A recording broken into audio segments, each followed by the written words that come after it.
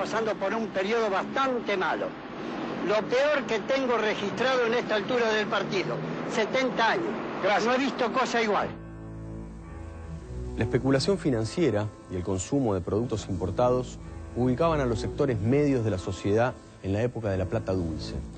Sin embargo, las consecuencias económicas y sociales del programa del ministro de Economía, José Alfredo Martínez de Hoz, comenzaban a quebrar el espejismo financiero. Estaba preanunciado que durante 2 años y algo, el precio del dólar subiría por mes 2%. Y los empresarios no se ajustaban a eso. Yo les pregunté a muchos empresarios, ¿ustedes no se dan cuenta que la devaluación es 2 y ustedes aumentan entre 5, 6, 7? Sí, claro.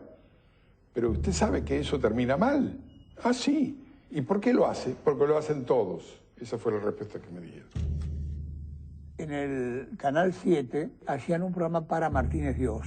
Iban a la calle y le preguntaban a la gente, ¿está bien económicamente? ¿Qué le reportaría al ministro? Y después iba el ministro en vivo y contestaba. Si una persona habla en muerto, es decir, grabado, y le contesta a alguien en vivo, siempre tiene razón la última persona, ¿no? Yo le pregunté hace poco al doctor Martínez de Hoz si eso había sido pago y me contestó que sí.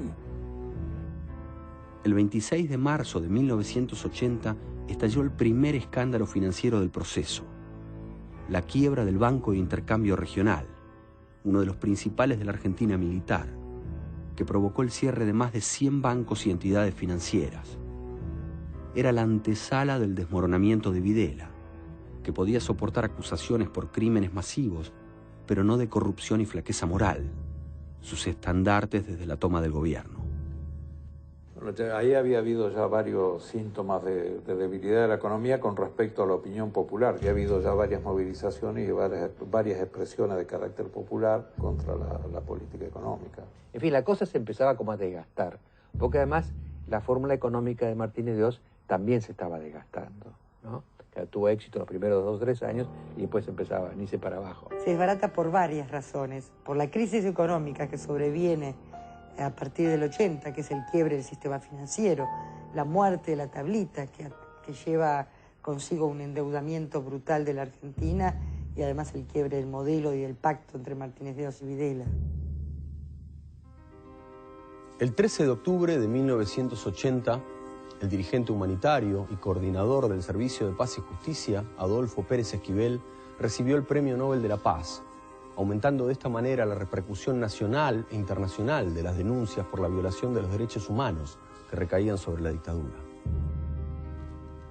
La dictadura tarda 36 horas en reaccionar, y reacciona de la peor manera, porque a los 2 días intentan asesinarme, ¿no? Recuerdo que mi hijo manejaba el coche y bajamos por Bolívar, íbamos a doblar por la calle México y veo que 2 personas vienen así para matarnos. Y le digo, acelera que nos mata. Y por suerte se mete un taxi atrás. Y esta gente corre, pero no nos puede disparar porque atrás nuestro iba el taxi. Bueno, no quieren darme después el pasaporte para salir del país a recibir el premio Nobel, pero hay muchísima presión internacional y al final me lo tienen que dar. La debacle económica y moral del régimen y el lanzamiento político de Viola puso en marcha el postergado proyecto partidario del almirante Emilio Eduardo Macera, adversario de Videla en la lucha interna por el poder e integrante de la primera junta militar hasta septiembre de 1978. El movimiento tenía la pretensión absurda y ridícula de ser un nuevo peronismo y él ser el nuevo Perón de la Argentina, con discursos populistas, acercando a algunos sindicalistas corruptos del peronismo y críticas cada vez más fuertes a la política de Martínez de Hoz, soñando con ser la herencia de la dictadura, ¿no? Todo su sueño era que por primera vez un hombre de la Armada ocuparía la presidencia de la República elegida por el pueblo. Y sobre eso iba demoliendo candidatos. Dentro del grupo de secuestrados de la ESMA había un grupo que por alguna razón había sido seleccionado para trabajar. Y en ese sentido trató como de, entre comillas, recuperar montoneros, ¿no? Que les hacían planes políticos, estratégicos, militares inclusive, y que trató de reconvertir y de sumarlo para su proyecto político. Maciel era un hombre para todo, es decir, un hombre de la noche, de los cuchillos, de los fierros. Hizo muy buen papel como comprador de armas después, digamos, desde el 78 en adelante. Consciente del franco deterioro del proceso militar, el almirante Macera comenzó a desplegar una línea de sucesión en el interior de la Armada. El encargado de representar sus intereses en la Junta Militar era el jefe del Estado Mayor Naval, el vicealmirante Jorge Isaac Anaya. Anaya pertenecía a esa línea de sucesión que había armado muy prolijamente Macera en la cúpula de la Armada. Era un hombre de decisiones muy poco flexibles. Era de los que arrancó el proceso Malvinas creyendo que de la reconquista se pasaba directamente a una negociación diplomática sin el tránsito de la guerra. Y bueno, se equivocó. El 29 de marzo de 1981, el general Roberto Viola asumió el gobierno nacional, ocupando Leopoldo Fortunato Galtieri la jefatura del ejército. El segundo presidente del proceso militar impulsó el diálogo político, estableciendo reuniones públicas con intelectuales, gremialistas y dirigentes partidarios. Diversos factores limitan el total ejercicio de la libertad de prensa en los actuales momentos, pero sí pueden quedar absolutamente convencidos, totalmente ciertos de que ese es un objetivo primario del gobierno nacional.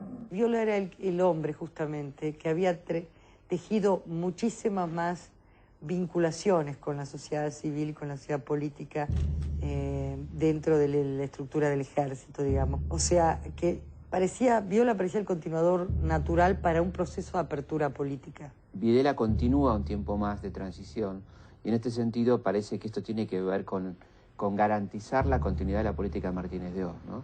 Es decir, de hecho, al irse Videla ya cambia también el ministro de Economía, que va a ser Lorenzo Sigó, y va a haber ahí un ruido económico muy importante, ¿no? Las medidas adoptadas por el nuevo ministro de Economía, Lorenzo Sigó, buscaron distanciarse del programa de José Alfredo Martínez de Oz, pero el rumbo de la economía argentina no se modificaba y las demandas sociales crecían.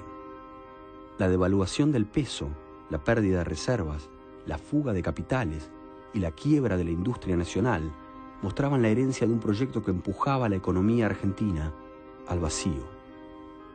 Él tomó un momento en que la pauta cambiaria había terminado y había tenido que devaluar y ya las expectativas apuntaban a un reajuste muy grave y él tuvo la desgracia de ese reajuste durante su tiempo. Entre 1946 y 1974 la inflación media anual era del 33%, pero entre el 75 y el 83 saltó al 206%. Ese es el momento en que la pobreza empieza a crecer en forma vertiginosa en Argentina. Con el objetivo de neutralizar las maniobras de apertura